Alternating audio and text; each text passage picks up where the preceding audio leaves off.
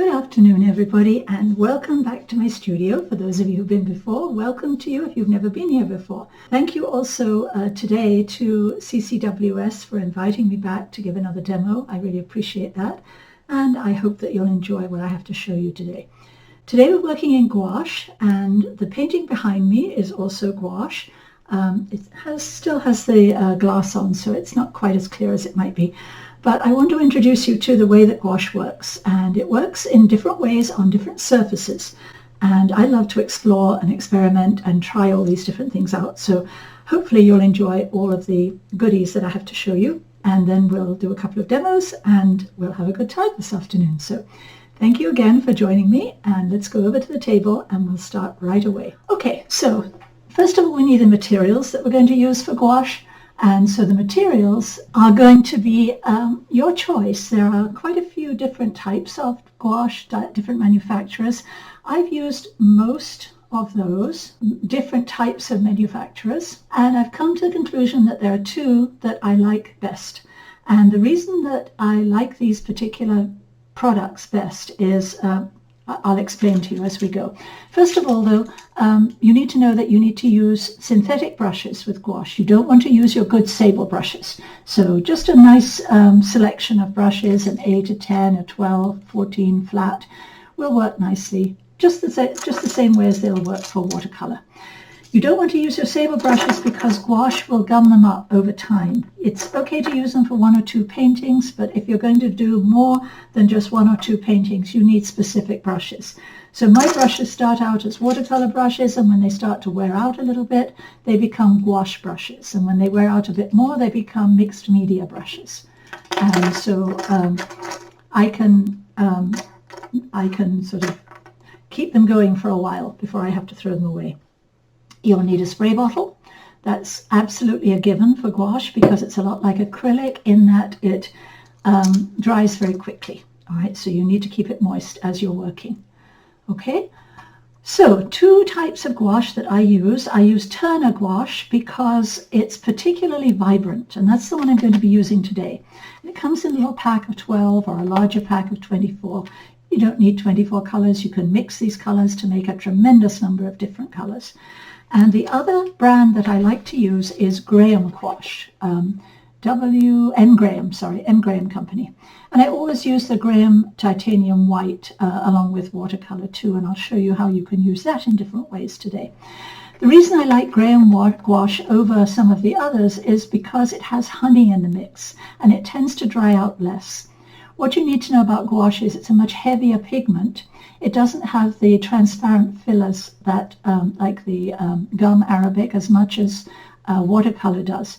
It does have a little heavier filler in it. It's not ground as finely. It's not quite as transparent, but it can look transparent depending upon how you use it. And so it does have a few little limitations that are different from watercolor. So you need to understand those. Keeping it wet is one way that is important because it dries out much faster because it doesn't have the gum associated with it than watercolor will.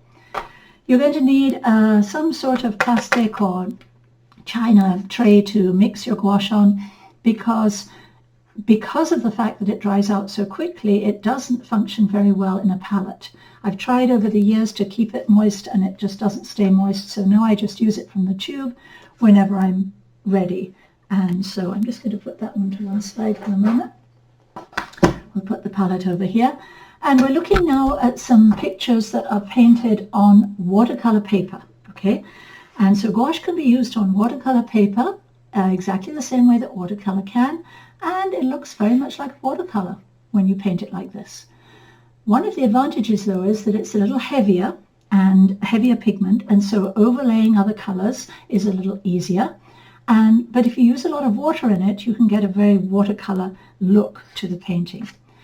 Or you can have it look just a little more opaque, depending on how you're working. Next week, I'm going to be offering a webinar, and we'll be working on clouds, lots of different clouds, 2 or 3 different paintings in that webinar, with the idea of making active skies. Okay, so that's up if you want it. That's on the site. If you get enthused by gouache today and you'd like to try a little more, and the week after that I'll be offering a 3-day workshop on gouache, a morning session and an afternoon session for 3 days. And that's like a Zoom class. It's an interactive workshop, so you can see each other. So this is gouache again. It's on paper. It's on watercolor paper. It's actually on a heavier handmade paper, so it has a little texture. And I found that I prefer the way it looks when the paper has a bit more texture, because it doesn't look as flat. It looks more interesting. And so I often use the handmade papers for that. This is a similar paper, similar idea. And look, kind of a mixture between a little transparency, a little opacity. And so it has that ability to morph between something that goes closer to acrylic and something that goes closer to watercolor. This is just a straight watercolor with Turner gouache, which is much brighter. And it looks very much like a watercolor, but it's not. It's entirely gouache. The advantage is I can put light over dark, okay, and that's the deal with gouache. That's the really important thing. So again, another little idea that looks like watercolor, but actually is gouache. Gouache can be kind of fun. I usually do, when I do things like this, I usually do a little tonal study. This is Turner gouache again. It's very, very intense, very bright. And you can see how this is opaque and this is transparent. So you can play those two off together, and I like that ability to be able to go back and forth and adjust and play. And this is a little opaque on top of the background, which is a little bit more transparent and a little bit looser. And so I like to play around with that idea. This is gouache 2, painted with more of a slightly transparent background, very loose interpretation of roses. So it can look very much like watercolor. It can look very much like acrylic or even oil. This one has a little bit of line work in it as well in a few places, just to make it a little different. Again, it's gouache, not watercolor, and so that's another possibility. And this one here, watercolor 2. And this one was painted originally like a watercolor with a big wet in wet wash all the way through the background. So the sky and all of these colors were put in the first place, one big wash that covered everything. I didn't save any whites because it isn't necessary in gouache to save whites. So that's great because you don't have to use frisket to save these little light areas. You can come back afterwards. You can lift back the gouache. You can paint on lighter gouache. It doesn't matter. It's not important. Okay, so it's really, really easy to work with, and you don't have to worry about those ideas of, holding every single white in the paper. I think what's best for the painting is better than that anyway, so I don't worry too much about that. But frisket can be a pain in the neck, and so this avoids that. So that's one possibility. This is the demonstration that I'm going to do for you today. It's a little sunlit house on the side of a street, and I have that ready to go. And because of that, I have a little source material and the tonal value study, and that's ready to go. So before we actually start on that demo, and I'm going to do two little demos today, that one and a demo of how to paint opaquely in gouache. And so this is on a board, and I'll just explain that to you now. So everything I've shown you so far is painted on watercolor paper, white watercolor paper. Okay. Now we're going to look at the other possibility for gouache before we do the demo. And you're going to see some other possibilities for your paintings and for what you can use gouache. So we'll put that one to one side. This is a very similar idea. And this particular board that I'm using here is a pastel covered board. You can use matte board to paint on, but you'll find over time that matte board is not light fast, and it will tend to fade. And so you probably don't want to use that for paintings that you want to keep for any length of time.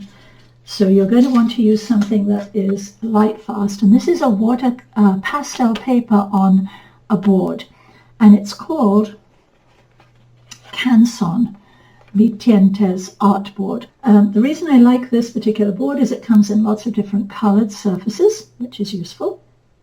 And it is light fast, and because you're working on a board, you can leave the board as the background. You don't necessarily have to, or you can leave it as part of the painting in the background.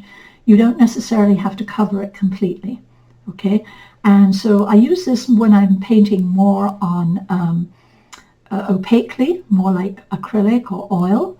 And also for the painting that I showed you behind me on the easel here, this was painted on the mat board too.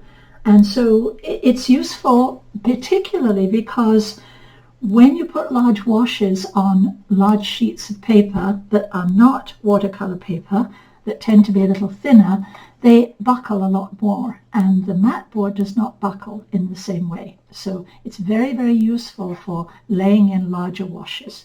And so I do use pastel paper, but I then have to stretch it and staple it down or tape it down. And if you don't want to do that, the board is much, much better. So it can be used for pastel, or it can be used for this, or acrylic, or whatever. And so there's a little information about that and where you can get it, and I'll leave that up on the screen later for you. So these paintings that we're looking at now are all painted on a toned surface. And again, the advantage of the toned surface is you can leave some of it showing in the final painting. There are areas of the toned surface showing through here. And so it's kind of a back and forth idea. You don't necessarily have to paint everything if you don't want to. Good idea to make a tonal or a color study on a strip of this board to see how your colors are going to work, what's going to happen, how light or how dark they are, because you'll find with gouache that it's a little bit like acrylic in that the colors dry differently than they look on the palette. So the colors will dry a little bit darker if they're light and a little bit lighter if they're dark. And so you have to make allowances for that as you work. And I know you've got some questions about this, and I'm very happy to answer your questions, but I'll do them at the end or maybe in the break at the middle, and I'd be very happy to do that right then. So right now we'll just look at what we're seeing here. This is that board again, that Canson board. This is painted very much like an acrylic painting, very tight, very, very hard-edged in a way, and if you like that look, then this is the way to go. And again, the board acts as a nice color background. We don't have to put anything else on there. It's all good to go. So it's just another suggestion of the possibility of painting on different versions of this. This is actually matte board, and this is a lot flatter. And the other reason I like that Canson board is because it has a little tooth, so it breaks up the gouache just a little bit more and stops it looking quite so tight. Okay, and this is matte board again, and sometimes I'll do a painting on matte board and then use it to transfer the image to something like a solar plate for an etching. So this was one of those paintings when I was playing with a little bit of an idea on matte board, and then it eventually became an etching. And so just a tonal study. And this is pastel paper, and this is the type of paper that you would have to, it's very similar to the surface. It's got a little bit more of a grain that is more like a canvas. It's actually, under the name Tiziano, I believe this is Tiziano paper. And I've used the gouache a little more transparently in the background and more opaquely through this area. And the difficulty is that you have to flatten the paper first, because once you start putting washes on it, it's going to buckle very, very easily. And so after I did a few of these, I moved over to the board because I liked the idea of not having to do that so much. This is the same paper that I've just used on the other one, but it's it's a different color, obviously. But it's the same, exactly the same type of paper. It's Tiziano. And these are pastel papers, so they're absolutely light fast, and they have some really nice, interesting colors. You can paint dark backgrounds if you want to. And I like painting of this little guy. He was in Italy one time, walking across the square, and he seemed to be so busy, and he's got his milk, and he's all ready to go, and he was kind of cute. So I painted him on different surfaces just because I like the way he looks. So here I've used the paint transparently in the back. If you can see the paper through it just a little bit. And towards the front here, in the lighter areas, I've used it more opaquely. You can see that if I go a little closer up. Yeah, you can see the transparency just a little bit more, and you can see the opacity here and here just a little bit more. So the nice thing about gouache is it runs the gamut between the two. This is also, these two are also gouache paintings, but they are on different surfaces. And this is an aquaboard surface, clayboard textured surface. They now call it aquaboard. And this is something that you can paint on and then wash off if you don't like it. And it has a little bit of texture. And it's an okay surface to work on. Occasionally I work on that. This is the same surface, an aquaboard, painted with gouache again. And so that's another possibility. But I kind of like the paper and the boards better than the aquaboard. It seems to be a little, doesn't have as much give as the paper for me. And so I'm going to put those away, right, for the moment. And I'm rushing through this just a little bit. We can look at these again later if you'd like.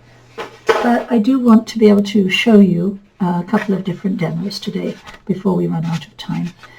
So there's one other way that I use gouache in a painting, and quite often I use it to add to a watercolor painting. So if there's an area that is not working so well, or if I don't want to save my particular whites, or I want to change a tone of something, then I'll use it for that reason. So here's a watercolor painting that we're going to adjust in a moment and change a little bit.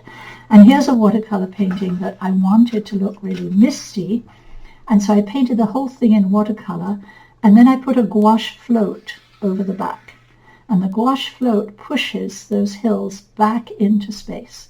And you can make it more or less opaque depending on how much gouache you use.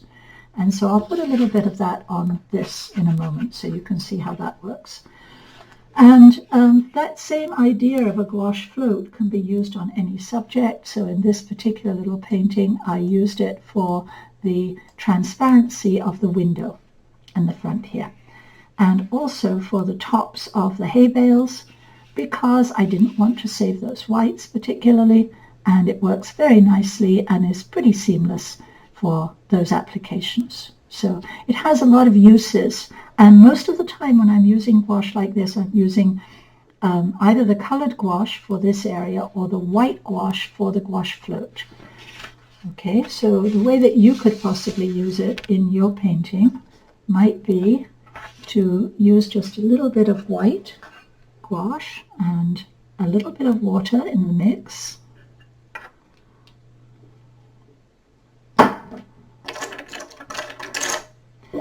Enough water to make this into thin cream, if you like, or not quite thin cream, just a little bit thinner than that, a little bit more milky. Okay, so just a touch more water in there.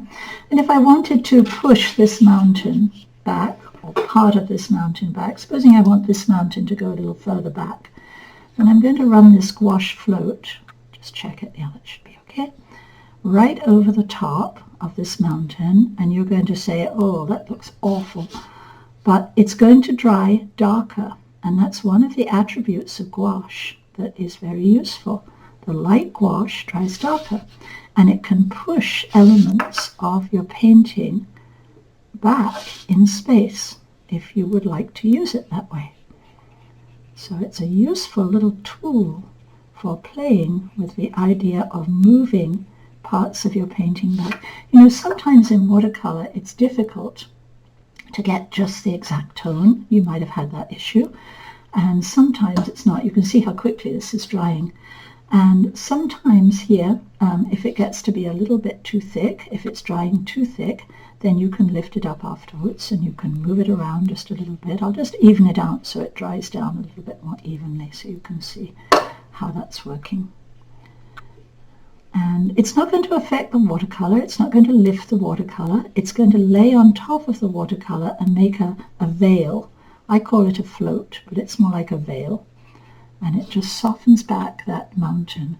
Now, it looks like the color has completely disappeared, but what you'll find as it dries is that color comes back, and you'll be able to see in just a few minutes, you'll be able to see that come back a little bit. And if you find that you've put too much on, then you can always, I'll just take a little section off here so you can see, you can always lift it back a little bit and get just a little bit more. But I'm trusting that this is going to come back again as it dries. Okay, So that's the idea of using it in these sort of areas. Very, very useful to have that idea of that transparency that you can get. Okay. So we'll let that dry down just a little bit more. And when it's dry, we should be able to see that paint all the way through. And if not, we can lift it back a little bit. Already it's pushed the mountain back just a little more. It's drying at the top here. And if it's drying just a little bit too slowly, we just loosen it up a little bit. Make sure we've got plenty of water in there. There we go. And that can be done on a fresh painting or a painting that is not quite so fresh. And again, you can use just a little bit of tone if you want to a little bit of light in a couple of places just to change that a bit. Maybe just a little bit more in there. There we go. And that will push that back into space. So if I did that, I'd probably have to darken this edge just a touch more to make that one come forward just a bit. Okay, so that mountain now sits back further in space than it did before.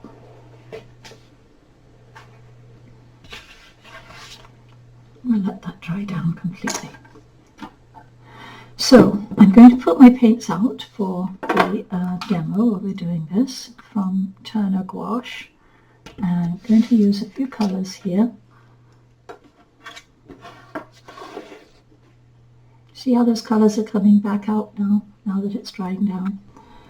Okay, I'm going to use a little yellow in this painting, a little orange. These are the two yellows in this painting. This is the equivalent of cadmium yellow in this set. I'm going to use a couple of the greens that happen to be in the set, the slightly lighter one and the slightly darker one.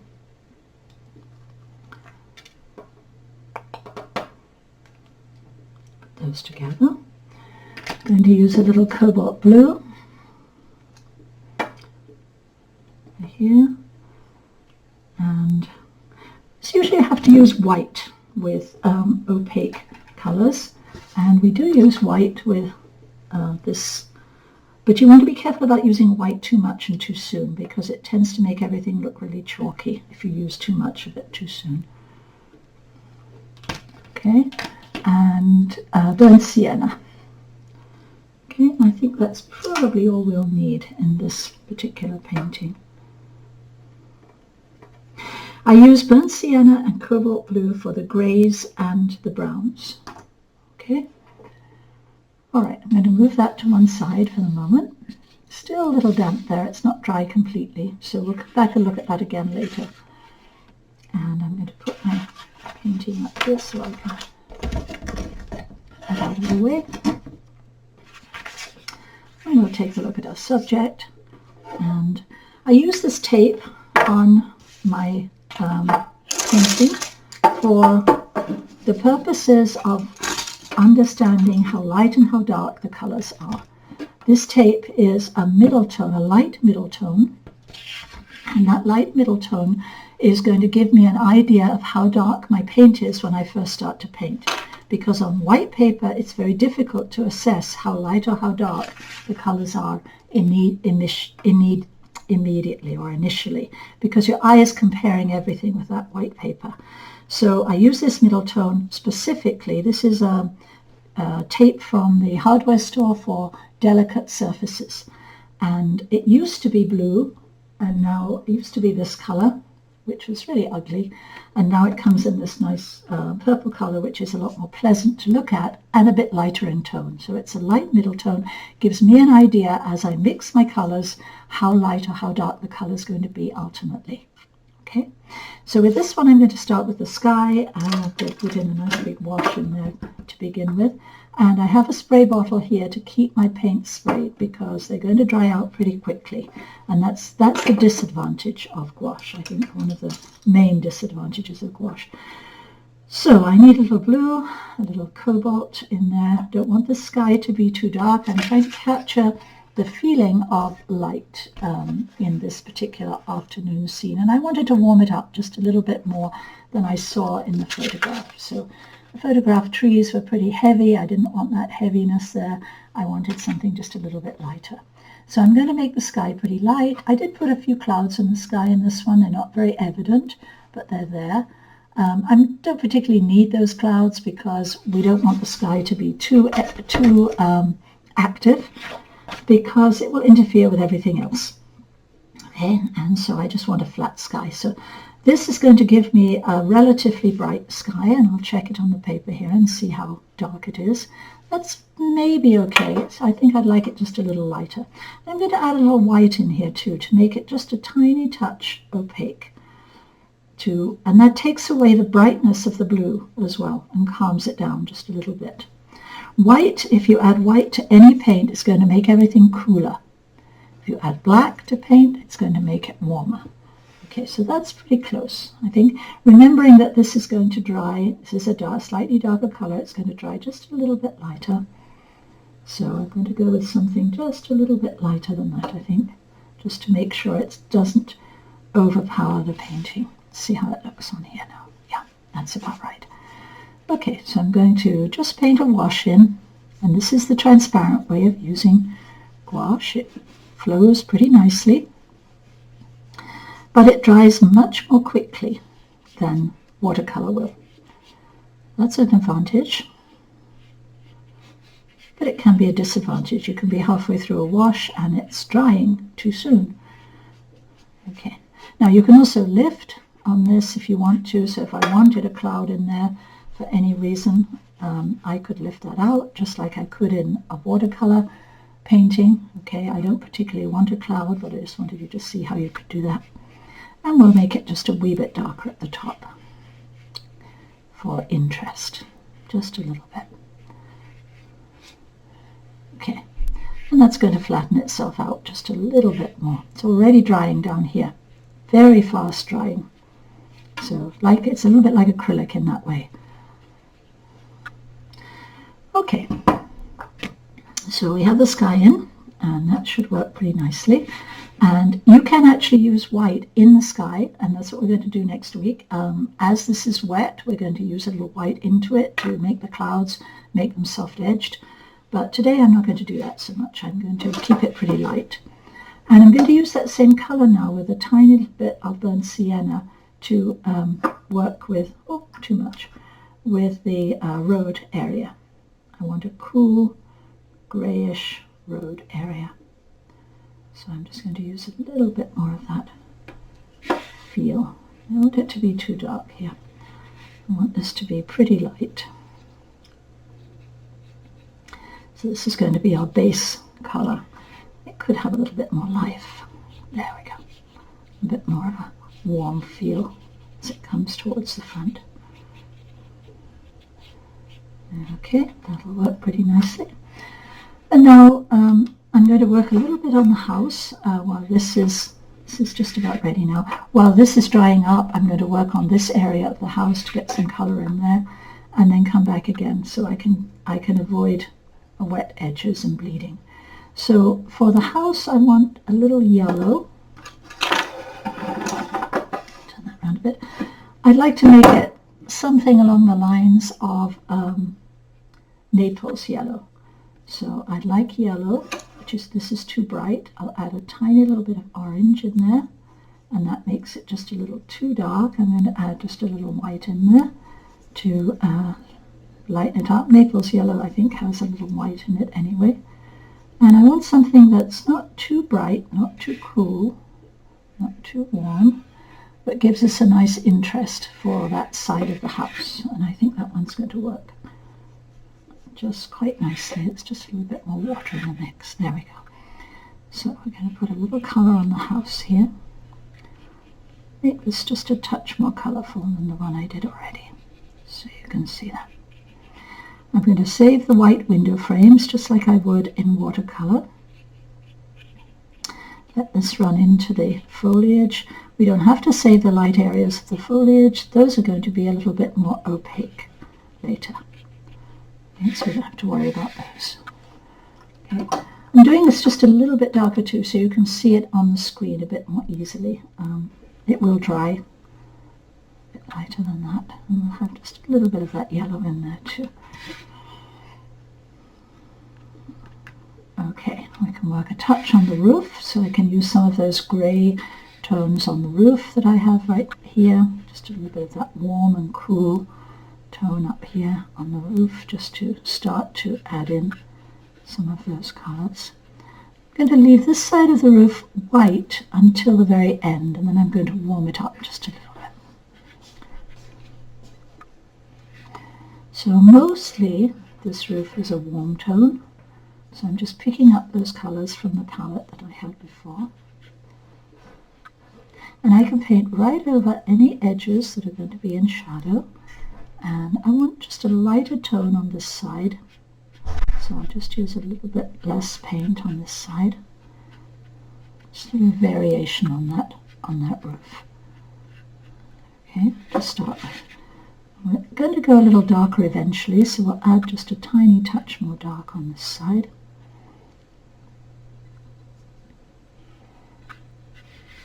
And that should be a good start for that. So I'm treating it very much like watercolour overall. Now, while that's drying down, there's a mountain in the background there. I want to see if I can add in some colour to that. I want that to be relatively cool, not too warm. And so the mountain here actually is a lot warmer, but I don't really want that to come, and it's a darker in shadow, and I don't want that dark at the side of the painting, so I changed that completely into something lighter. And I'm going to go with something that has just a little bit of warmth. But that's too orange. Put a little blue into it. We want something neutral. It's going to be more of an interesting, less of a muddy colour. Let's grey it down just a tiny bit and take a look at that. That's probably going to work pretty nicely.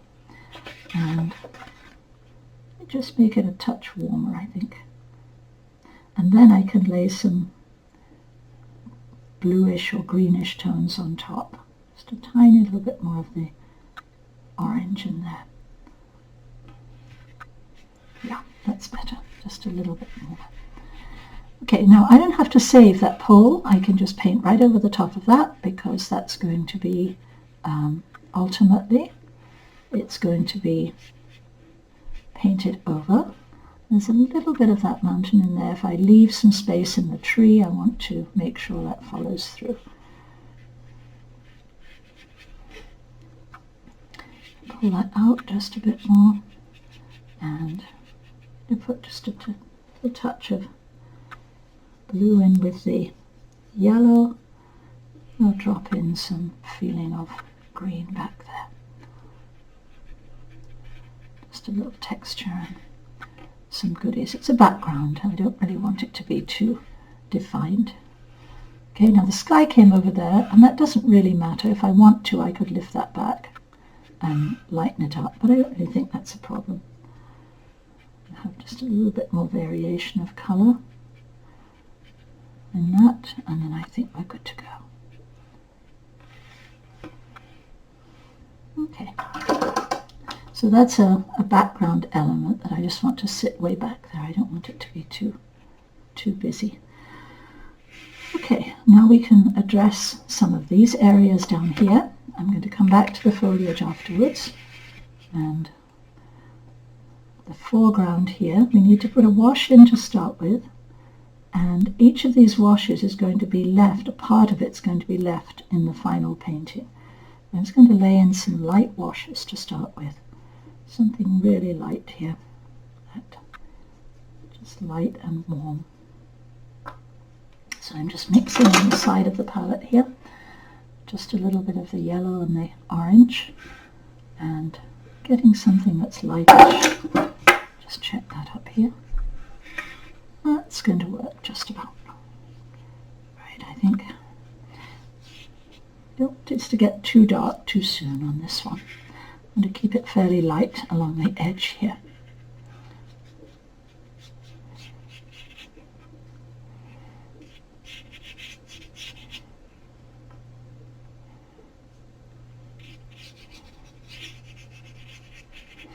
So trying to keep this in that sort of more warm tone. And I'm going to put a slightly orange wash over this afterwards, a little glaze over the top of that afterwards. Looking at that now, and it's feeling a little bit too yellow to me. So put a little bit of that on now. Yeah, there we go. That's better. Something that's just a little bit less yellow. So you're going to be surprised sometimes by how these colors dry, and that's just the way gouache is. You're not necessarily going to get exactly the same. That's just a little too dark there. You need to go much lighter. I'm going to move to a slightly smaller brush here so I don't pick up too much paint. And so this is going to be just a little lighter on this side. Okay, so we've got that contrast. We'll have a little bit more tone on here before we've finished. We can go back and forth with that idea of light and dark and tones and how that works. And the colours look just a little differently on the screen than they do in reality. So I'm adjusting a wee bit for screen colours. Just a tiny bit of burnt sienna here. I'm going to add another little tone to the roof while we are waiting for that to dry.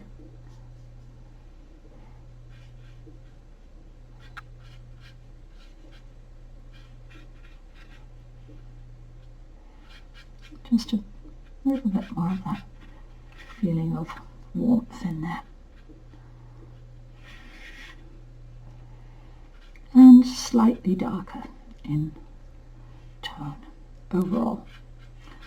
We'll come back and do a few more of those layers afterwards. So you can layer as much as you like, doesn't matter. And this is going to be good. Now I'm going to start putting in some of the foliage here. So I want a nice light tone to start with on top of use a tiny little bit of green and mostly yellow. And these colors are really, really intense, so sometimes hard to not come back enough. So this is going to be good. I'm starting with the green, and then we'll go back with the yellow on this one. This is the lighter tone. And ultimately, I'm going to go much lighter on that. Ultimately, it's going to be more like this. Okay, much, much lighter. So we'll get to that afterwards. And now we need something a little darker, and we can add burnt sienna to the greens to darken them down. Add a little blue to that mix too, to darken it down.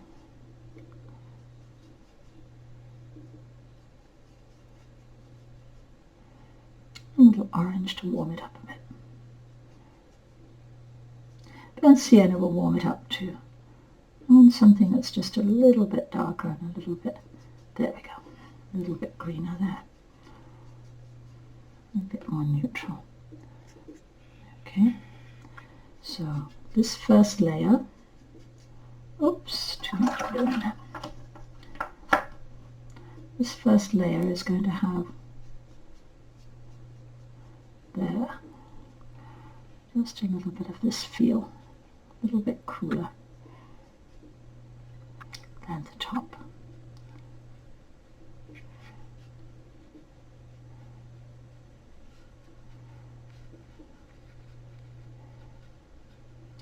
I want a little bit of texture in there too, so that's going to work out. And probably need to keep that area light.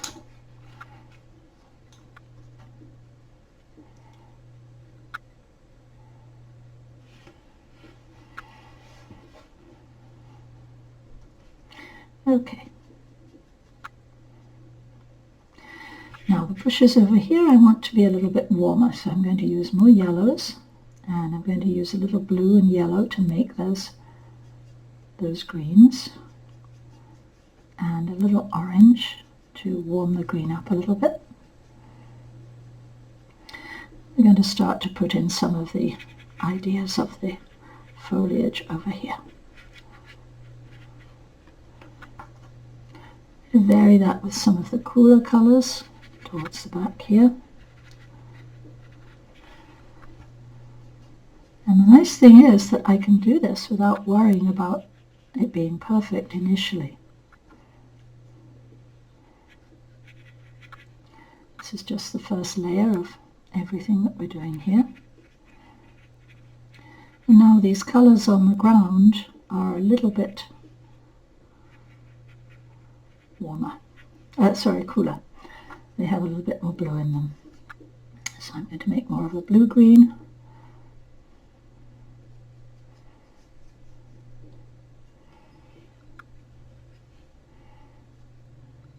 And a touch more of that to make that work. So down here, these little plants are going to have just a little bit more of a blue feel. And down here too. So you can be very loose to start with because it doesn't matter. You can go over these later, and I will be going over them later. I just want to establish some tones so I can work a little bit on the windows here. And I'm going to put the lightest tone in here now.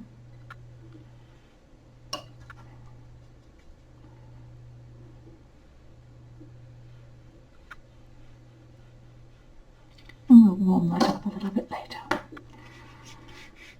Okay, so use a little slightly darker tone here for the foreground, some of the foreground space. I want to start to establish just a few slightly darker colours. Now darker colours tend to dry a little bit lighter in gouache, so you're going to be aware of that.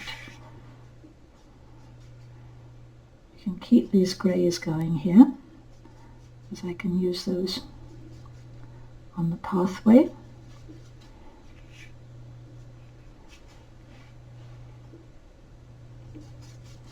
So what I usually try to do is get all of the middle tones in first, and then I start to work on the dark tones.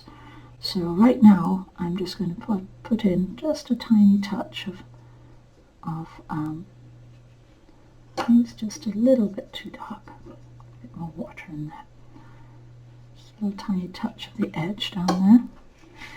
And I know that this area is going to be a bit darker, so I'm going to put this in right away. This area behind the tree here. And I can paint around the post, or I can not bother. Either way will be fine.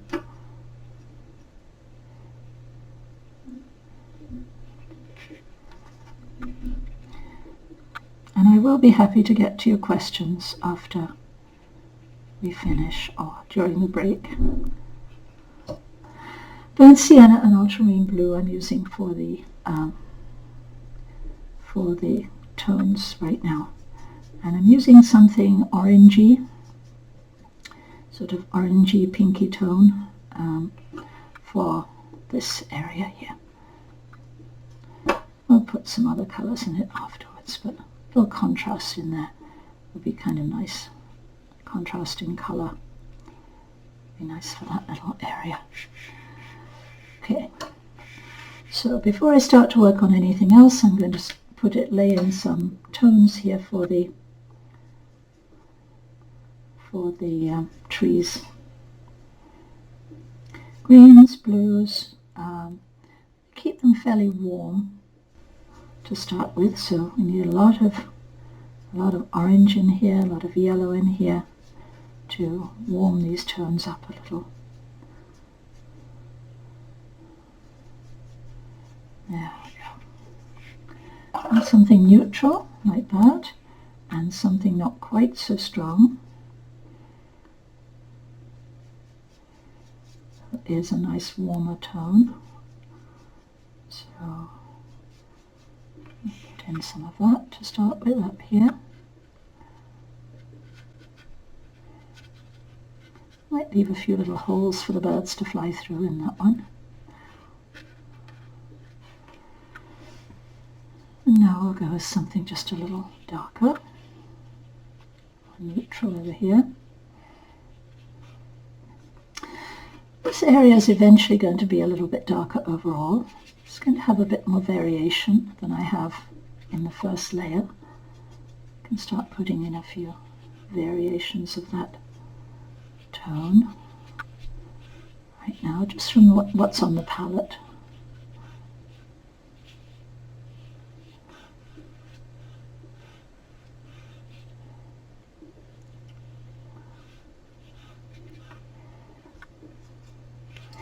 I want an interesting silhouette, and we'll start with something like that.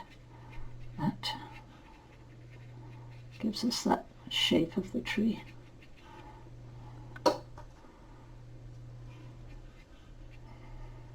As the trees go further away, they're going to get lighter, and so we'll start getting that a little bit lighter back here, and possibly just a little bit cooler back here.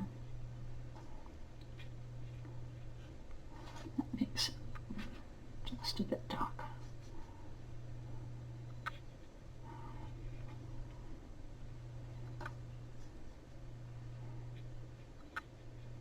That's better. Okay, now again I'm using similar colors all the way through here, but I do know that this area needs to be really dark. And so I'm going to start putting in some darker tones now. And then I'm going to go back to the house and see what we can do with that.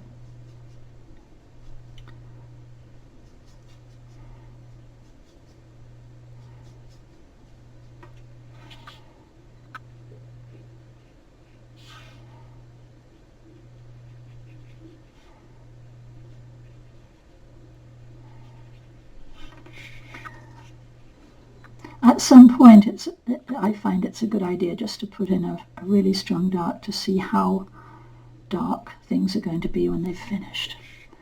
And it gives you an idea of how it's going to work. This is going to dry lighter. The darks tend to dry lighter.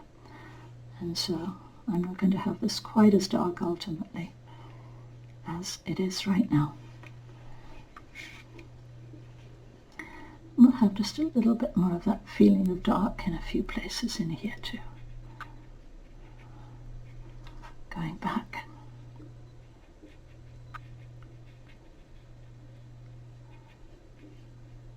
And we can adjust those trees and shape them and do all the things we need to do to them later. A bit more of that feel of that. There's a little house back there that is going to be a stop at the end there, so you can give that a little roof shape, and the house itself can be a different colour, it can be white. Okay, I'm going to add a tiny little bit of this dark in here, just to start thinking about shadows. I'm going to mix up a shadow for the side of the house, and that's going to be a greyish tone. A warmer greyish tone. This time of day everything is much warmer, so the shadows are a little bit warmer too. I think that could be even warmer still.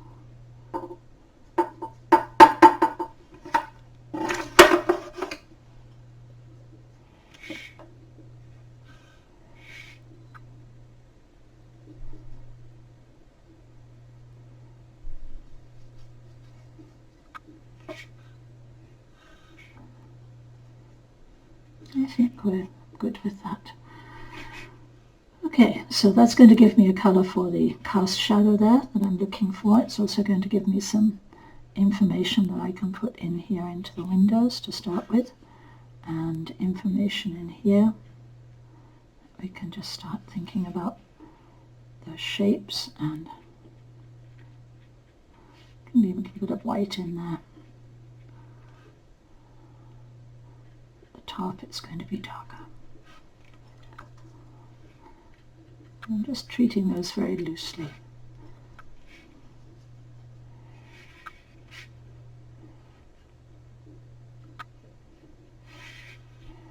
And the tree itself is going to have just a little bit of tone.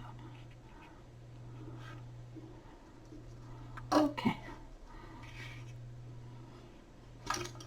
I'm going to move to a slightly smaller brush. We're going to put this shadow in.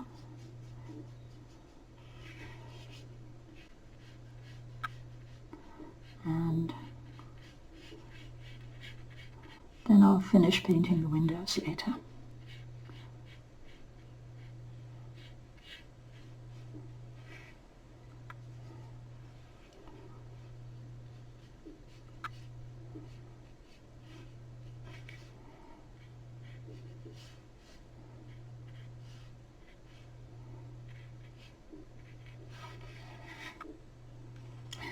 And I think that shadow is going to be dark enough. We'll see how it dries.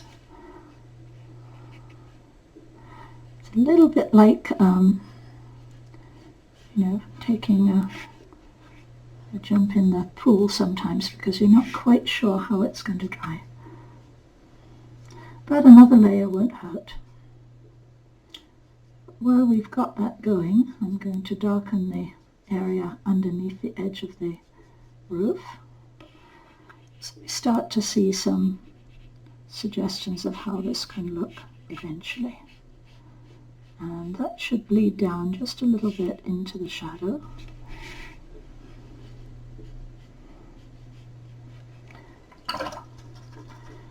And we can help it in some places where it's not bleeding down quite as much, just with a damp brush.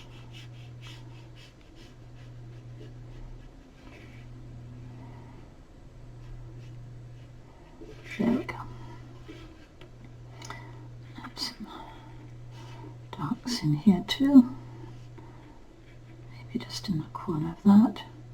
And just a little bit more dark into that shadow. I know this isn't going to flow quite as much as watercolor, and so I'm actually okay putting in just a little bit of color into the shadow area, even though I know it's going to be bleeding just a bit. And you can lift up if you make a mistake or you want to change something. You can lift up. Let me go in just a bit closer so you can see what I'm just going to do. You can lift up with a damp brush in the same way that you can in watercolor, and it'll take out most of the color for you. So if I want to adjust something, I can do that pretty easily.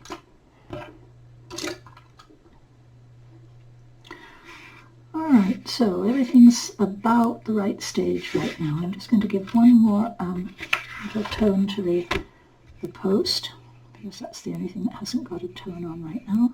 And the light's coming from this side, and so we'll just put the back side of that in right now too. And while we have that, these colors on the palette, a little bit more tone here in the road, some more interest.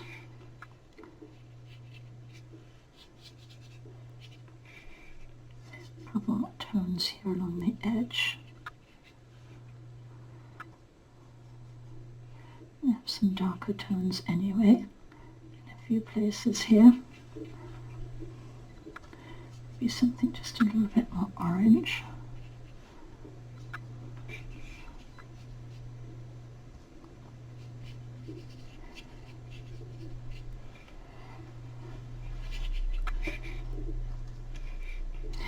And I think I would like that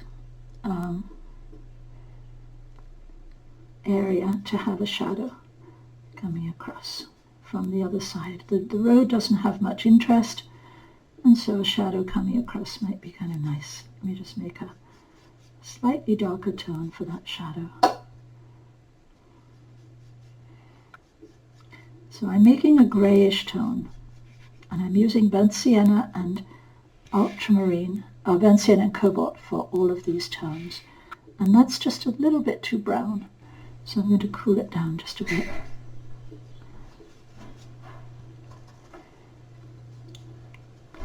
And we'll try that again. No, I think that's too grey now. Okay, now we've got it. So there might be some little ideas of shadows coming across here that we can extend and make more interesting. Bring the eye across here a little bit.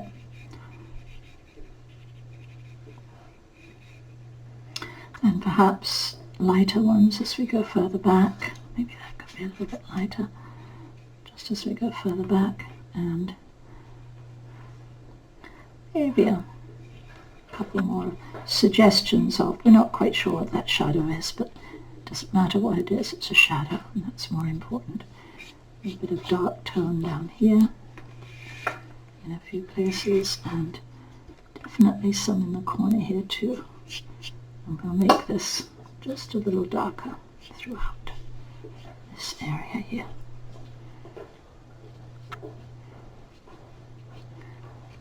So start to add just a touch of detail here. Okay, now I'm going to go back to the house. I'm going to warm it up again just a little bit more with a glaze of orange. Let me see how that's going to work here.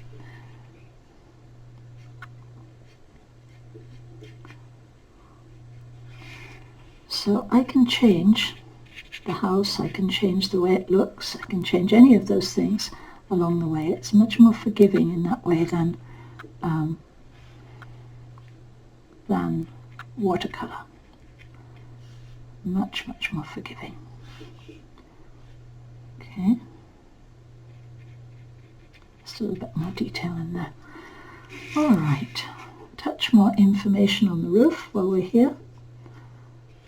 And you can see it changes as it dries, so you want to keep adding little layers. Rather than making it thick layers, it's better to go in and keep changing the layers to something that looks more interesting. Different colours coming in here to make that roof a bit more interesting to look at.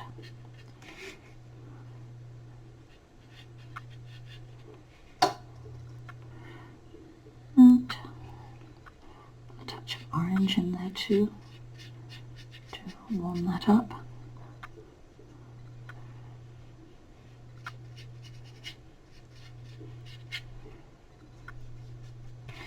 I really want to focus more on that front edge of the roof because that's mostly where I want you to look, is around here.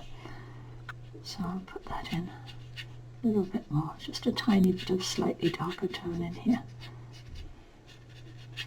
Okay, so now we're good to go on that for a while, and you don't have to worry too much about that. Just a little bit of shadow in here to pop those windows a bit. Doesn't have to be really detailed. We've got the shadow coming down there. Bring it down just a tiny touch more. And we'll probably need an even darker tone right along the edge there afterwards. But right now I'll just separate those two out with those two edges out. I've got this paint on the palette.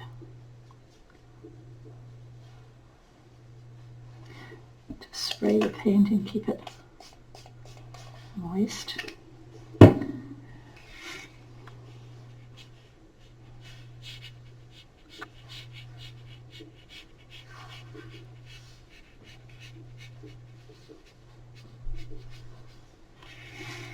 Just a little extra edge in there.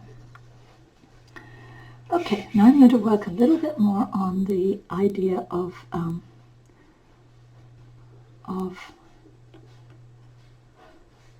the house, the foliage. Just looking here at this road and thinking it needs a little bit of a warm tone. In a few places it's not really that interesting.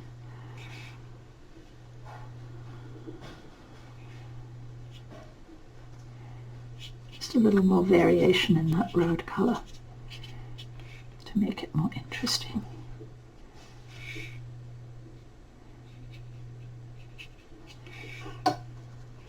Okay, now we're going to work just a bit more on the foliage and see what we can do with that. So another variety of greens, and I like to mix most of my greens with blues and yellows. I don't use too many tube greens. So I'm going to mix dark green here, a bit more yellow, a bit warmer, nice neutral dark green. I'm going to mix a yellow green here, so I've got that ready to go. And what else do I see there? A cooler, more of a cooler green. Let's use the tube green for that. A little yellow, a little blue, and a tiny touch of burnt sienna, just to take away that brightness. Okay.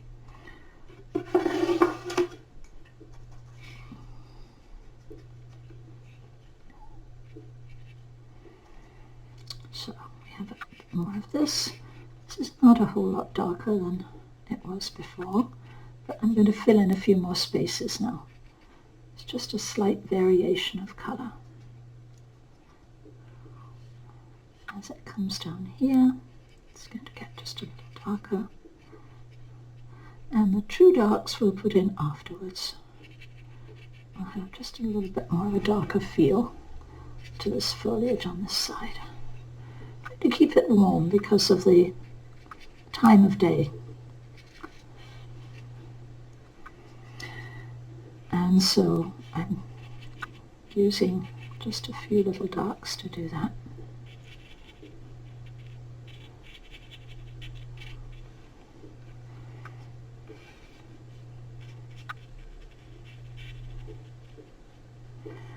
Okay, a little bit more there. Separating out now the cool blues and the warm blues and the different types of foliage, linking that together, adding in just a little bit more of that idea of dark through here on this side of the hedge. This looks dark, but it's really not dark yet. Once it dries, it'll be a bit lighter. Okay, and we'll start to put a tiny bit of shadow underneath these guys, add a little bit more blue to the mix, and a tiny bit of shadow. I think I need that to be a bit warmer.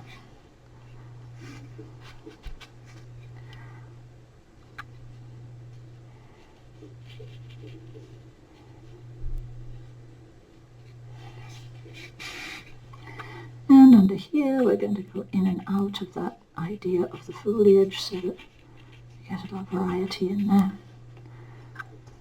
I'm going to soften those shadows off with a damp brush in some places so that they don't have totally hard edges. Okay, I'll go back here and add a little bit of interest to this bush. Some bright orange.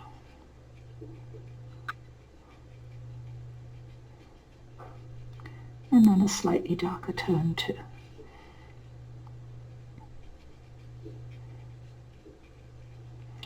And a little burnt sienna would make a good dark orange for that. So perhaps with just a touch of that green in it.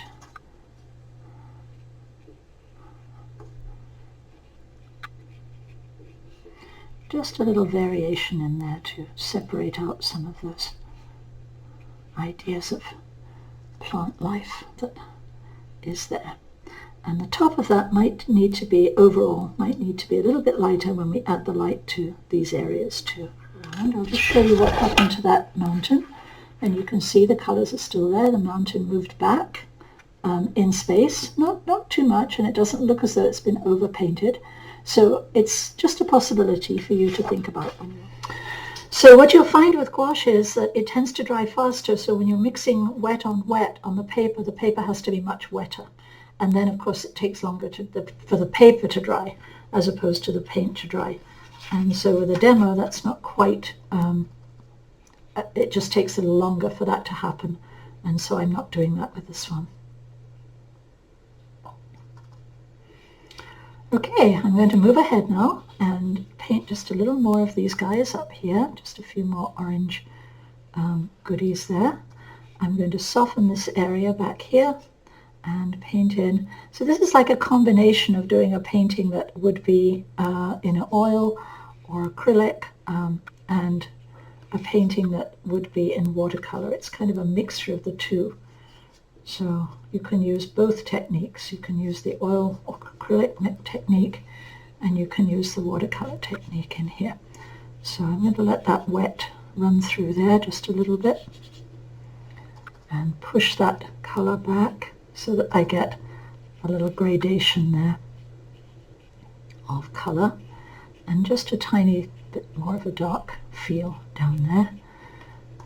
So I'm beginning to get into the darks now, and I want to resolve some of this foliage that's happening here and add in just a little bit more of a tree feel back here too, just to take up that space.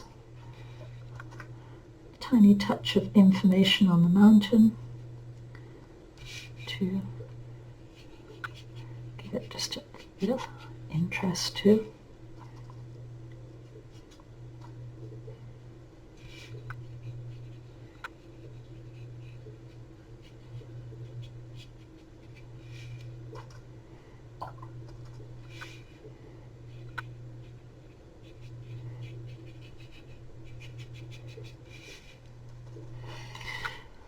Okay.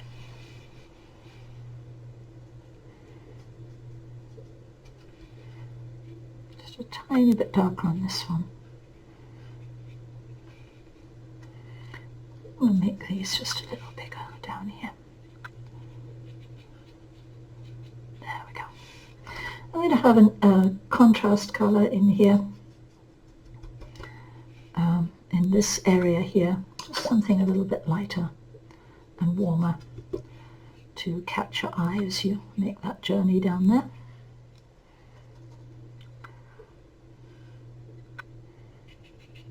And ultimately this is going to be just a little bit lighter, so I'm just going to lighten it up just a wee bit on the top there to make that happen. I'll just go back and put that in underneath. There we go. So let that dry down just a wee bit before I go back and fix that.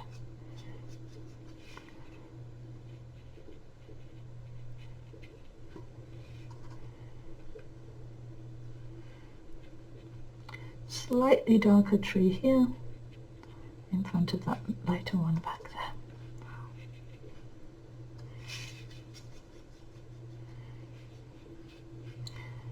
Shadows in the tree are just a little bit cooler.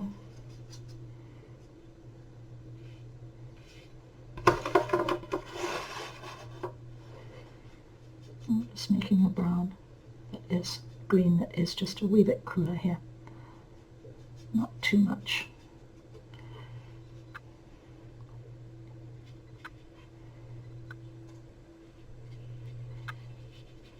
I'm using plenty of water in this, so this isn't going to dry quite as dark. I want a lot of variation in these trees as far as the color goes. So I'm using lots and lots of marks to get that feeling of multiple different colors here. This tree goes across to here. So I'll pull that across so we keep that tree in that place and we know where it ends. And then we'll work on this one back here and warm this up just a little bit.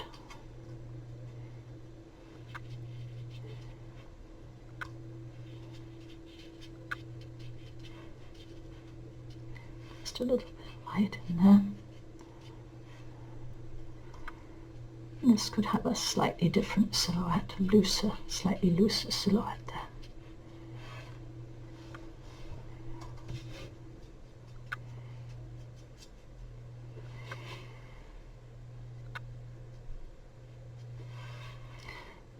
adding just a little bit of dark in here. I'll do it while it's still wet.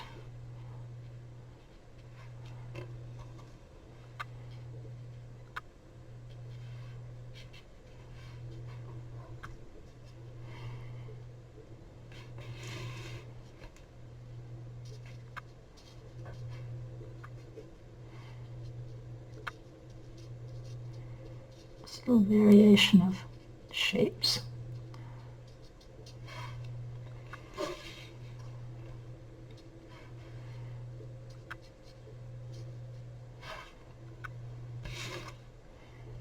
I'll take that around the corner a bit so it doesn't stop right there.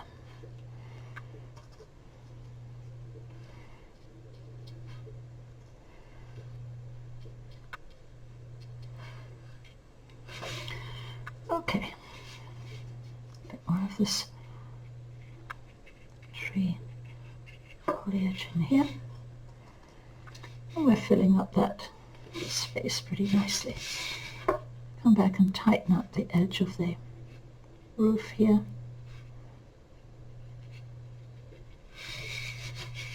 And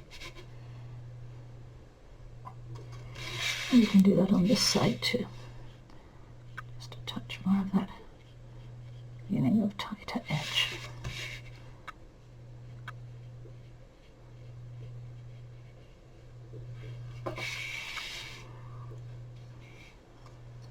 Okay. Just a little green on there I can take off.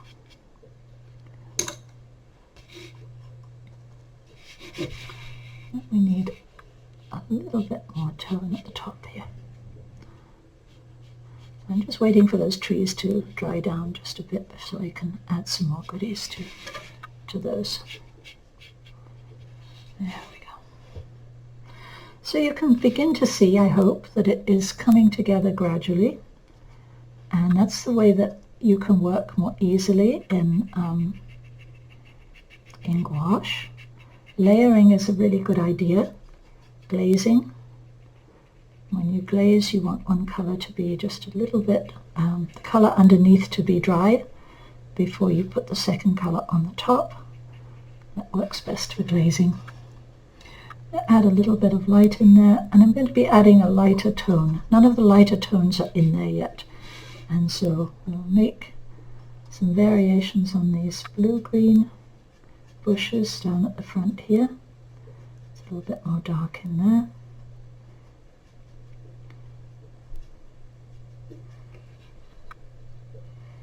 Just in some suggestions of separation down there.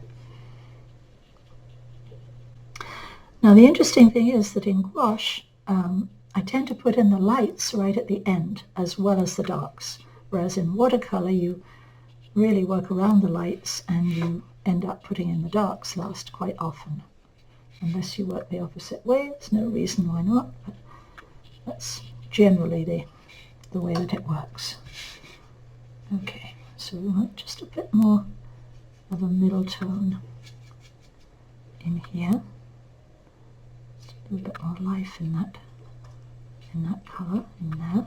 And I'm going to adjust that, I'm going to assess that shadow and see if it dried too light, and if it did I'm going to change that a little bit and make it just a little bit darker.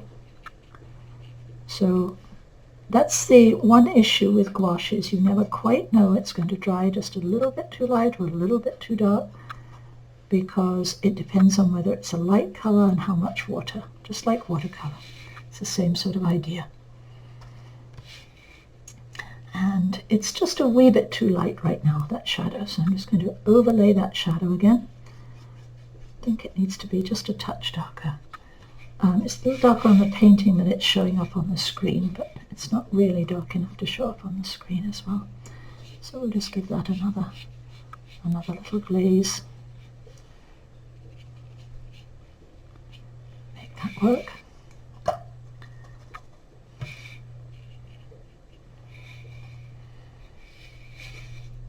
And that feels a bit better on the screen. And that one's dark enough.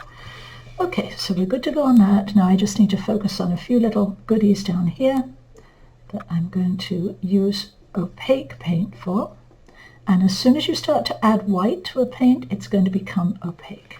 Okay, it's going to become less transparent, and so you need to know that when you're painting, and you need to know that it's going to cool the color down too.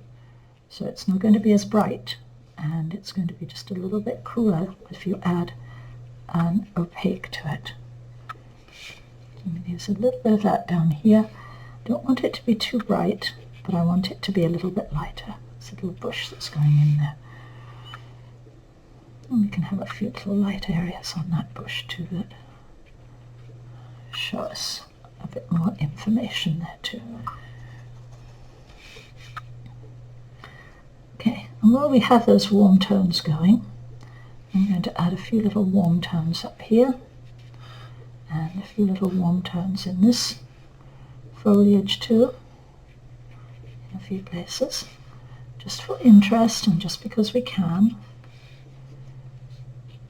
Just a little variety of tone within those bushes. Okay, now it is a nice warm sunny day, so we do want just a little bit more of that warm feel. So let's put that in a few more places. Maybe along the edge here, just a touch warmer.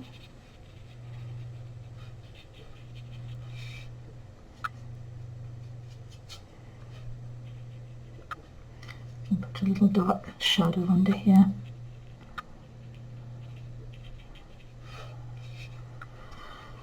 And soften it off.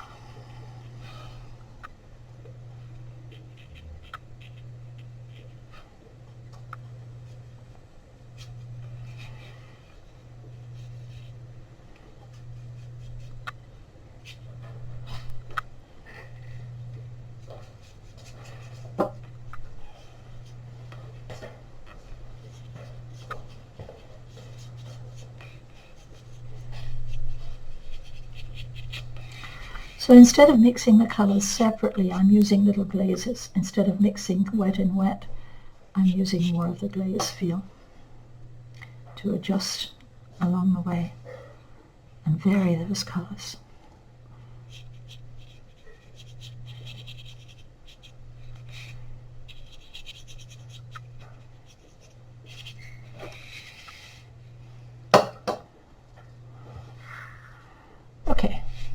Yes, you can see the original when I finished. Absolutely. It won't be exactly the same as the original. Never is when you paint something more than once. This is today's variation. So today's variation will be a little different than when I painted the other one. So a little bit more dark tone in the windows there. That's looking okay now. Touch up there. This side of the roof needs to be a little bit warmer, and then I'm going to work a bit more on the foliage when it's dried down a bit. Let's just warm this up a tiny bit.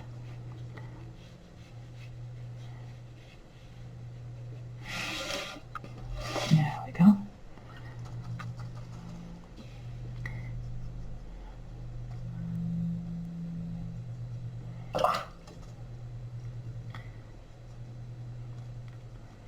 Even a little touch warmer, I think.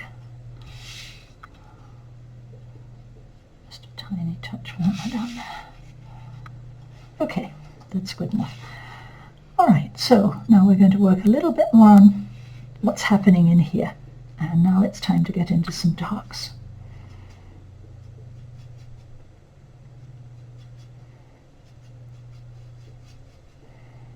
Mixing a whole bunch of colours here to get some nice dark greenish tones.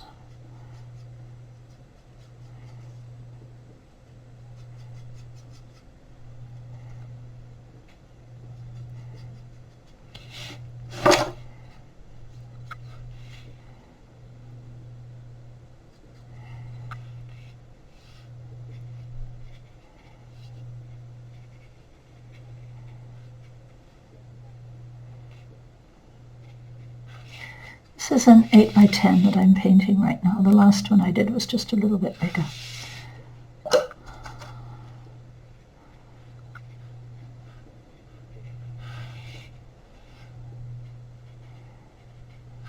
Okay, just softening a few edges in there. I want this shadow to come down here, break up that just a little bit, come over the edge of that area.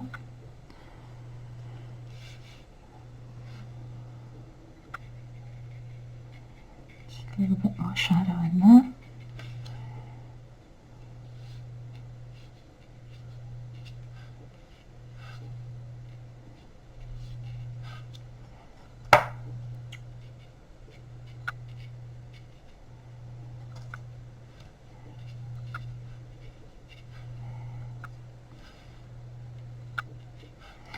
I go in there with some very strong darks afterwards, but I just need to bring a bit more dark around the back side of this tree. And just a tiny bit more up here. Here. Not quite so dark as we get to the front here.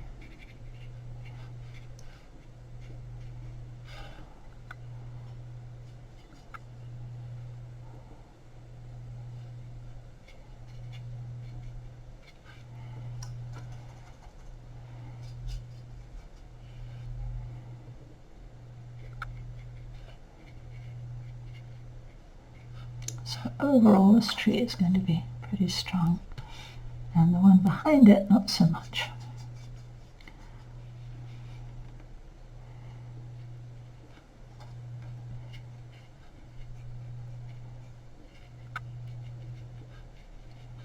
Some lighter tones back there, slightly darker tones back here, just a little bit. We have a nice little light tree. Sorry, too much there. Nice little light tree in here. There's an interest.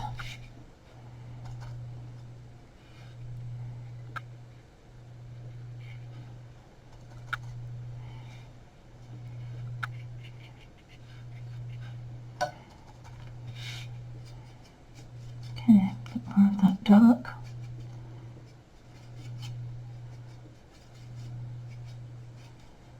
Coming into, looking for a nice cooler, darker green here.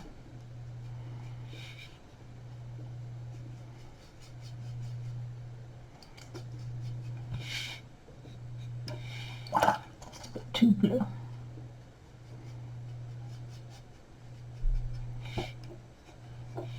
Not quite dark enough. Always the way. Okay, that's good. Okay, so this is going to work pretty nicely here. I pull that down on the hedge, just a few places.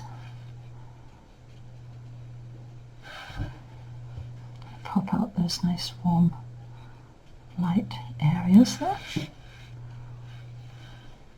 We'll just give it a looser top.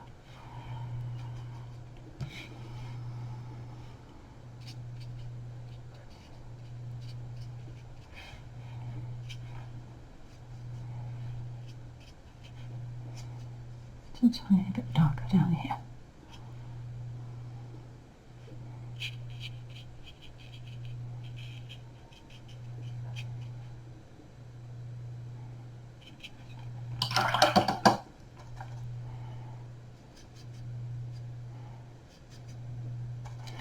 Okay, I'm going to add a slightly more opaque paint in here, just a little bit lighter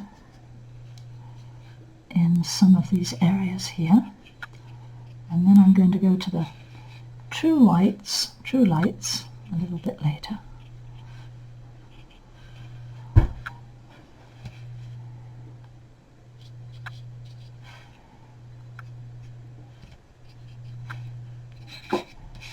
Just a variation of tones in that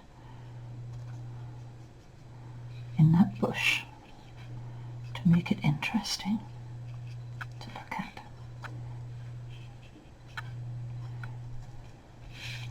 Still got a little bit of paper there that some warmer tones too in this little bush here for variety.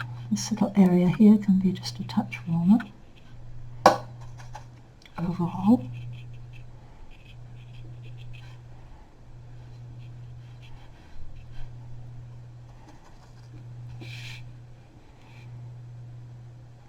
And that could run down into this area too.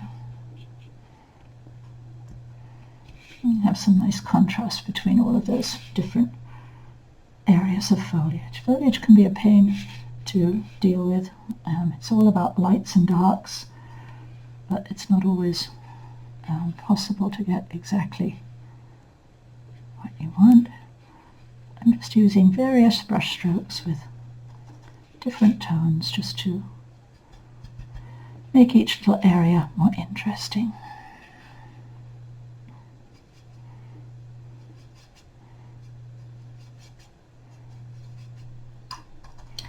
Okay, I'm going to use a strong dark brown now in a few places to pop some little areas that want to pop out. And one of them is this area here.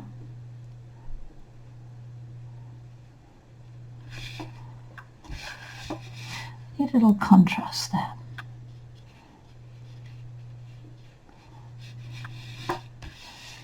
And I need a little bit more contrast here. And a little bit on the top here too.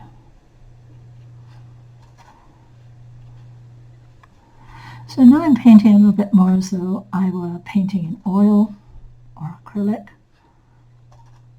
to get these last little areas showing in an interesting way.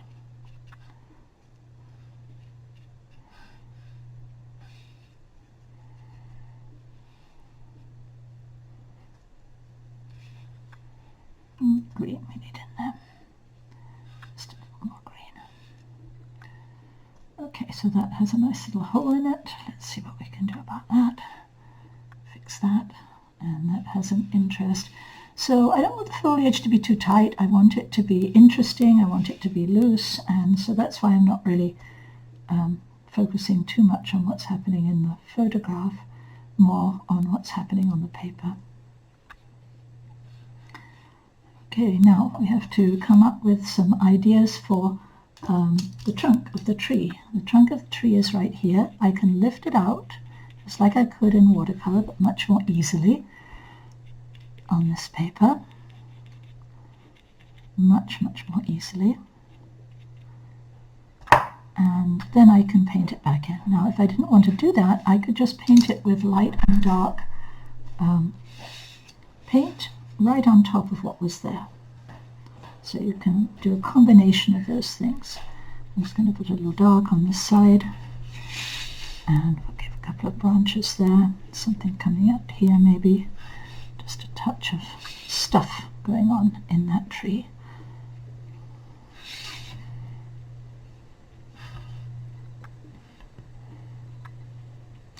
You can add some light to that later. I'm going to give the post here just a little bit of a darker feel, and then we'll give it a light side as well.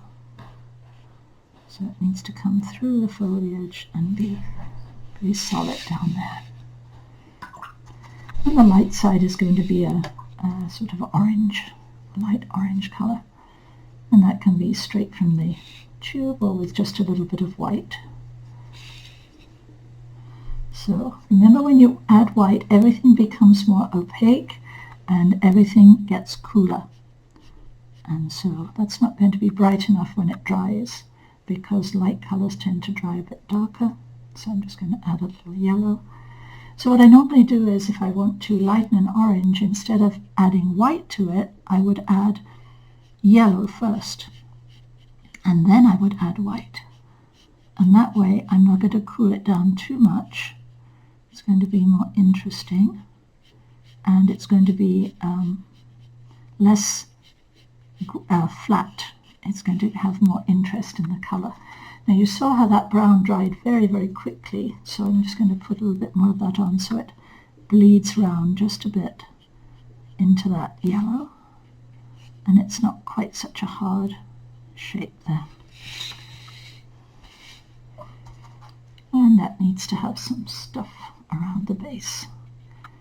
Just a little bit of stuff going on there. Not quite sure what that is, but it's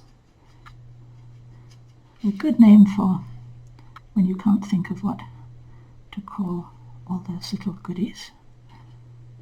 My name is Stuff. Okay, I'll put a few little branches in and out of their bases. So this plant's floating all by itself up here, so it needs to connect either with a green bush or with a brownish bush, and have a little bit of both in there. We'll have just a touch of maybe a slightly lighter green bush in there that will connect to that warm tone a bit. Mix those two together to give something a bit different in there. And then that area next to the house looked really dark when I first painted it, but it's not anymore, so it needs to go a little darker now.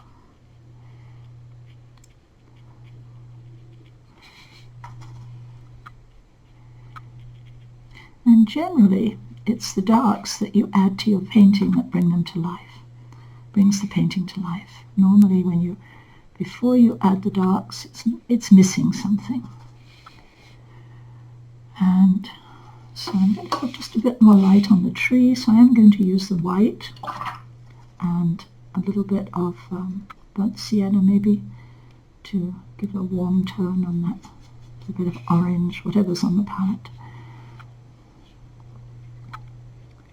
to give just a more interest on that side of the tree there.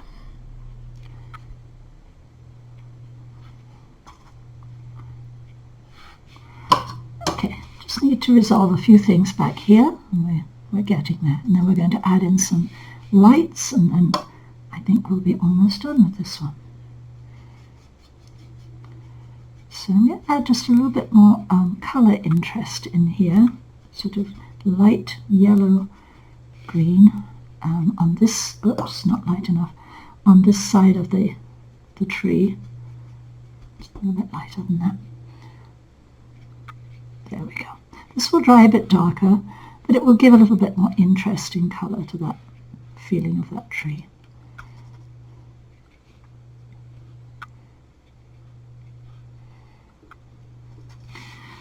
Okay, so that frustration of how light or how dark is one of the reasons why I use the glazing, because that way I can get there in time, as opposed to make this one just a wee bit darker, and we'll make this one just a little bit lighter in green. We'll have a little bit of green in here too while we're at it, just because we can. Just a little bit of variation in there on the ground.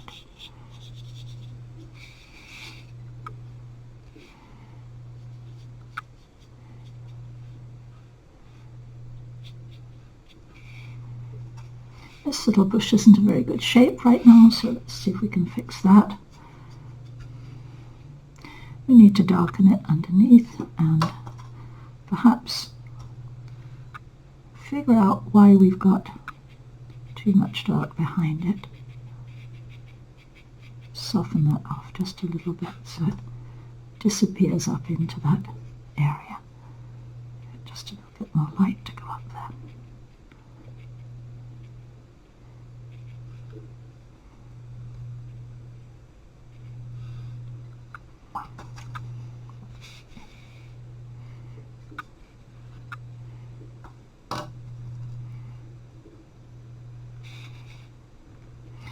I think I'm going to bring this yellow down here. I'm not happy with the shape of that bush.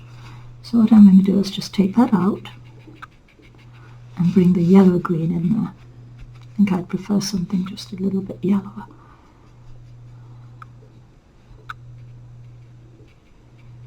There we go.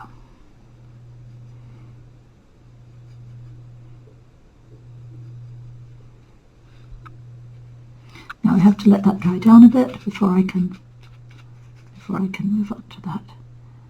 Have this back here too. And that little house area that was back there, it's a white house back there that has some foliage behind it.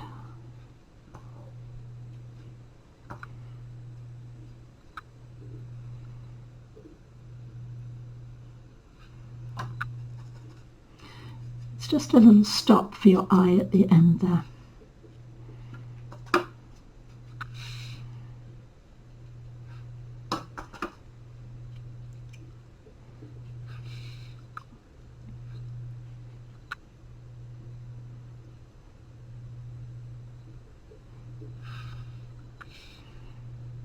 Doesn't have to be very well defined. But I think I want this to go back just a little bit more. And now we can add more to that yellow-green tree.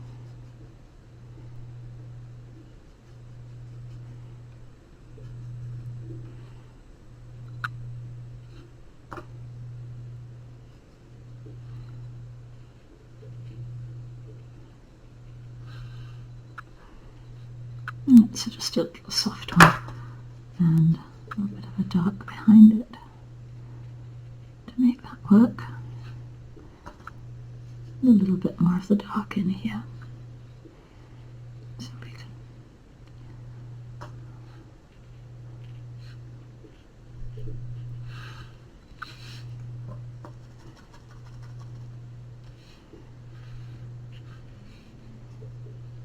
and this was where I had a slightly warmer tree, so we'll just make that happen and go just a little darker underneath it. That warmer shape down there. So I'm just trying to vary the foliage so it goes in and out and is interesting in colour and not too much the same back there.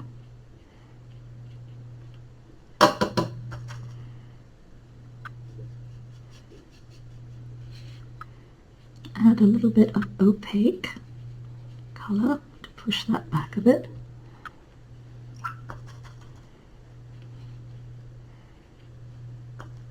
And those have to dry down. We need to put something underneath that house area back there, just a little bit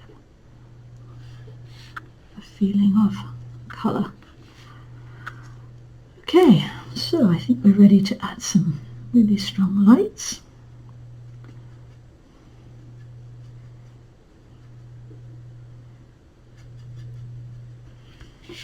Let's see how this goes.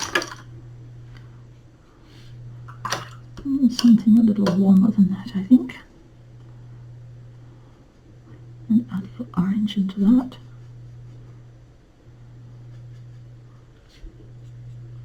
That's better. That has a better feel. There's a tremendous amount of warmth in nature, in the foliage. It's no, it's not quite light enough. It needs to go lighter. So, especially when the sun is later in the afternoon, it's much warmer than you would think.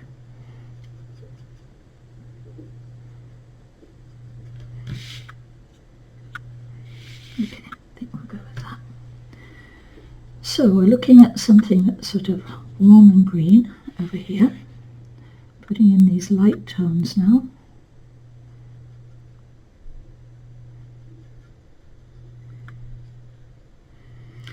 And the light tones come all the way across the front of this. But that's still not quite light enough. Add a little white into there and lighten it up. And we'll see how that looks. Yeah, that's better. Now we've got that feeling of light going on there.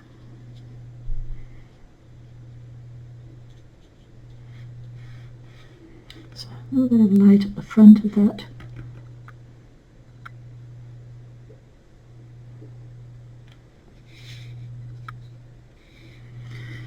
And a little bit of that light across here.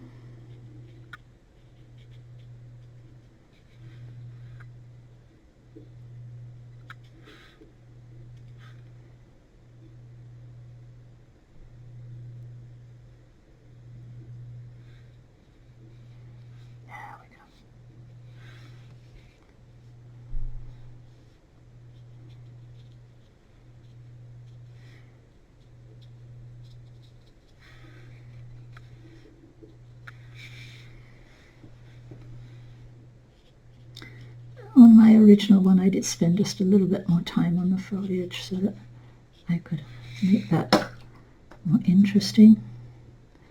And now I need a slightly cooler tone here to lighten up the little areas at the bottom. Bluish green. To get a few little lights on the top of these little guys.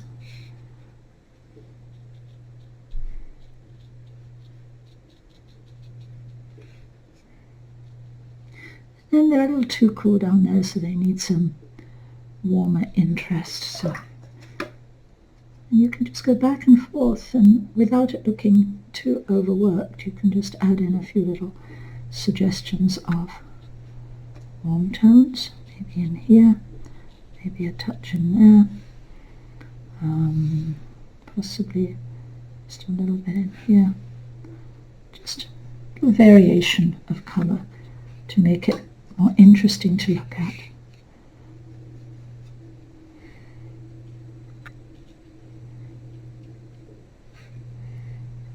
Okay, I'd like to see a little bit more warmth on that, on the top of this, just a tiny bit more of that feeling of yellow warmth up here. So that's a good question. Somebody just asked if the paint gets washed away.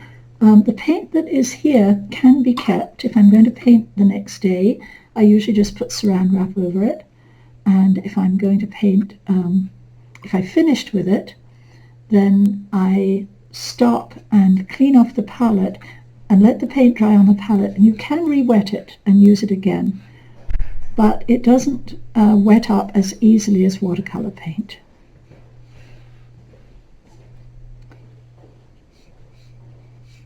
So that's why I try to put out just as much as I need and not too much when I'm painting. And that way I don't waste too much of it. Let's just bring that down to there. I'm going to use a pencil to just finish off these guys.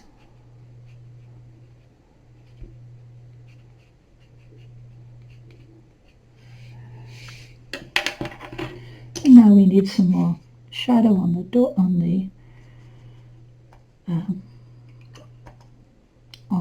the ground next to the road. So let's see if we can find a cool shadowish color that might work there. Not too warm anyway. Let's see, that's a bit dark. No, it's just a little bit too cool.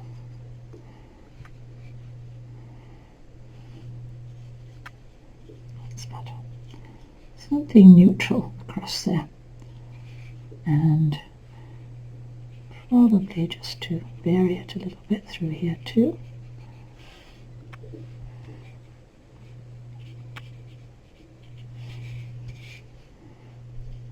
The shadows underneath here. Just a little bit more shadow under there would be good. So you can see how that opaque paint dried on the top, and that was because it has a little white in it, and so that gives you that extra level of color if you want it. And I did spend just a little bit more time on that foliage and the other one to make that work. Let's see how that looks now. Now we're getting close. Very close. Just a few more little things to do in that tree, and I think we're almost good to go. So I'm simplifying most of what's happening in this tree. I'm simplifying the shadows, I'm simplifying the shapes, because it's more about the feeling of that tree rather than, just a little bit more dark in there, rather than every single little branch being exactly the same. Just a bit of dark in there. And this one could actually have a light trunk back there that might make it more interesting to look at. See if we can find a light yellowish tone.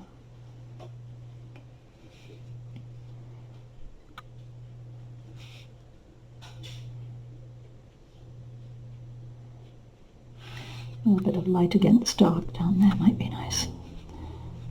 And the tree itself needs a bit more information. It's beginning to get opaque there. Just run a little leaf over there. So overall, I'm looking at light against dark wherever I can, a relative light against dark. So just a little bit more in there, and just a touch of something at the end there to finish it off. So we have a little bush in here. We're not quite sure what it is or where it is. It doesn't matter. This tree can go down and connect up with that a bit. We have some flat ground in here. We're not quite sure what's there. Doesn't really matter. It's not important. As long as it reads as an area that's open. Yes, and I am picking up colours from underneath on the palette. So at this point in time, the palette looks a complete mess, but I'm using little areas. And so if I can pull back a little area here and add in another colour to it, then that's how I'm working with this particular paint. Very different when working in regular watercolour. I don't usually do that quite so much in regular watercolour. So I'm just going to give a little bit more texture on this and make the hedge work a bit better there. And perhaps just a little warm tone in here, just up against that edge might be nice. Seems like we need a little something there that is interesting in colour. And again, that could be, now the stronger the paint is, the more opaque it's going to be too. And so if I want something to be more opaque here, I want to put more of that feeling of orange in there. I'm going to make it more opaque. And so it will stand out. When it dries, it'll lighten up and it'll stand out better. I'm just going to take one more look at the just put a little bit of something in there. One more look at the side of the house, and it has boarding on it, but I'm not really concerned about that. There was a shadow, but I would like to have a slightly darker tone just at this edge. So what I'm going to do is run a colour down there and just pull that across a bit.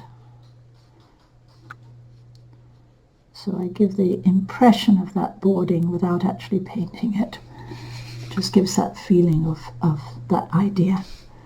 And I can warm up the roof just a touch more with an orange. A little orange going over there. Get more of that feeling of sun happening. And just a slight amount of that on the front of the roof would be a good idea too. Just the tiniest amount. Orange, because I don't want to lose that tone, that light tone. But warming it up a little bit makes it more interesting. So I have to warm it back here as well.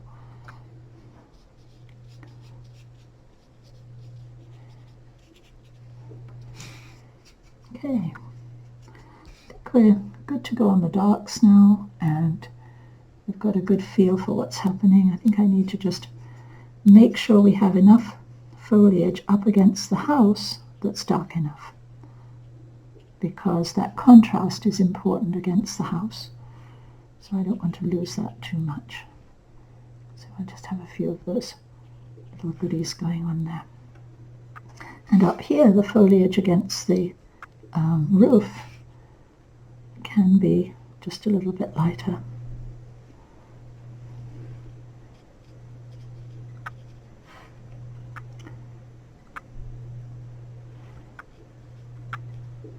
There we go. And the roof could be a bit darker too. That would also make that happen. Let me just put a little bit of that in there.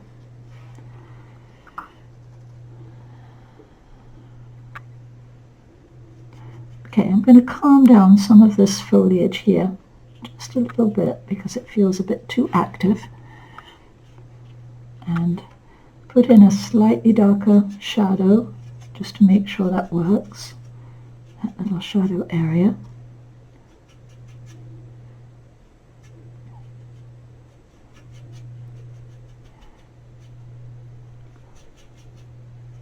A little burnt sienna and blue, and looking at something just a little bit darker in a couple of places here.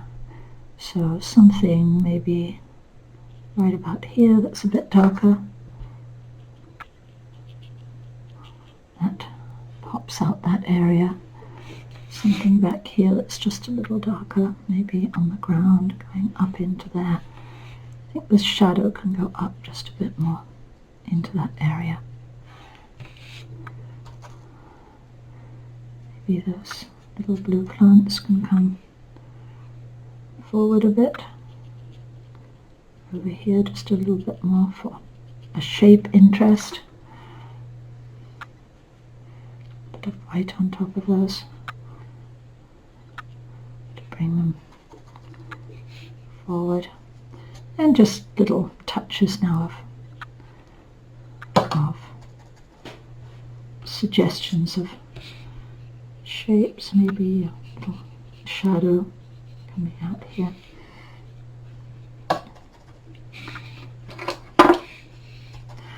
Technically there wouldn't be a shadow right there, but it's not really technical, it's more about what works for the painting.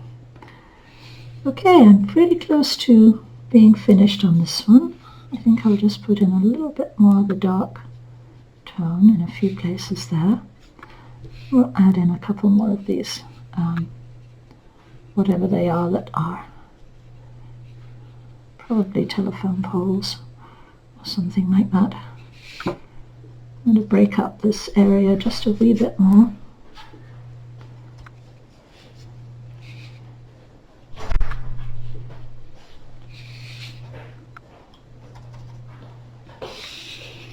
Maybe tighten up the edge of this and straighten it up just a little bit.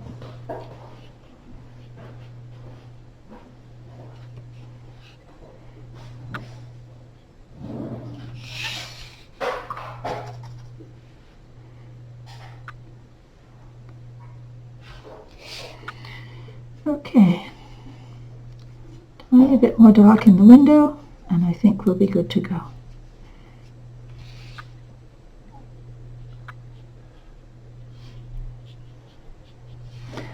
Final little darks make a big difference to how things look.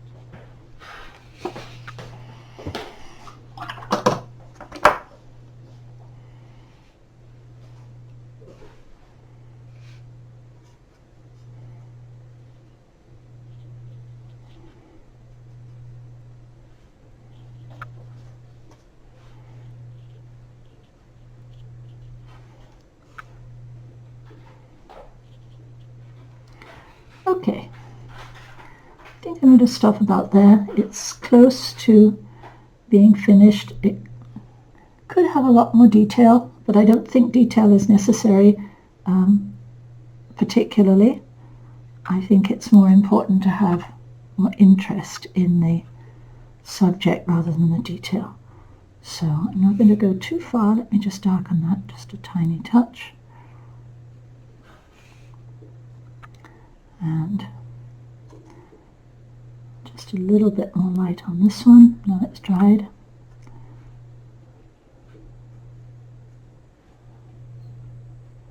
Just a touch more there. And maybe a contrast on those branches a bit too.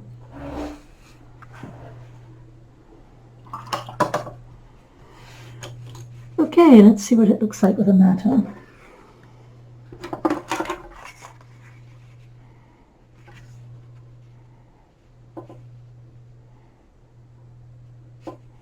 Over just a little bit more, just capture that. This mat's not quite big enough, but it's close.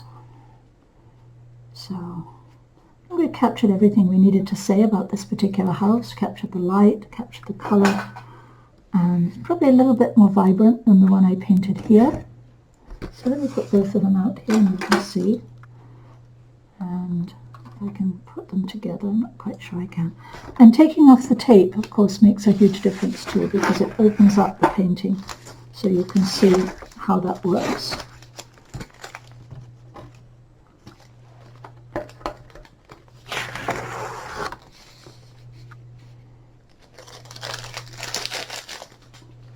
Okay, that one's just a little more colourful, this one's just a little more muted and a little bit more finished, because I spent some more time on the foliage.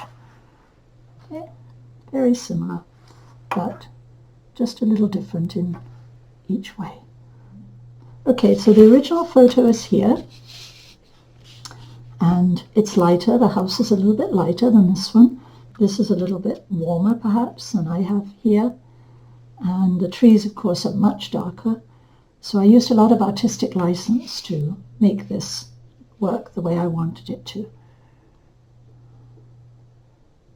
Okay, most of the time I'm using the paint just as it is with a damp brush towards the end of the painting, like this, when I put in these lighter tones.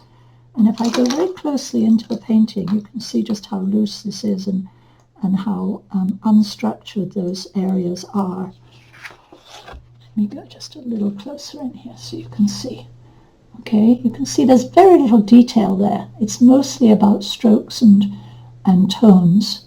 And when we look at it from a distance, it tightens up and becomes a little bit more interesting as far as foliage goes. And on this one, similar idea. There's very little detail. Okay, it's very loosely painted, but as you look further back, it tightens up a lot more. Okay, so in the trees in this one, I just spent a little bit more time working those lights and darks than I did in the one for your demo, because demos are a bit shorter in time. So these trees have a little bit more warm in them and variations of warm and cool in this painting. I just want to thank you for coming to join me today, and come back and join me again. I hope to be able to see you again in the not too distant future. So thank you again. And thank you, Watercolor Society, for inviting me. I appreciate that.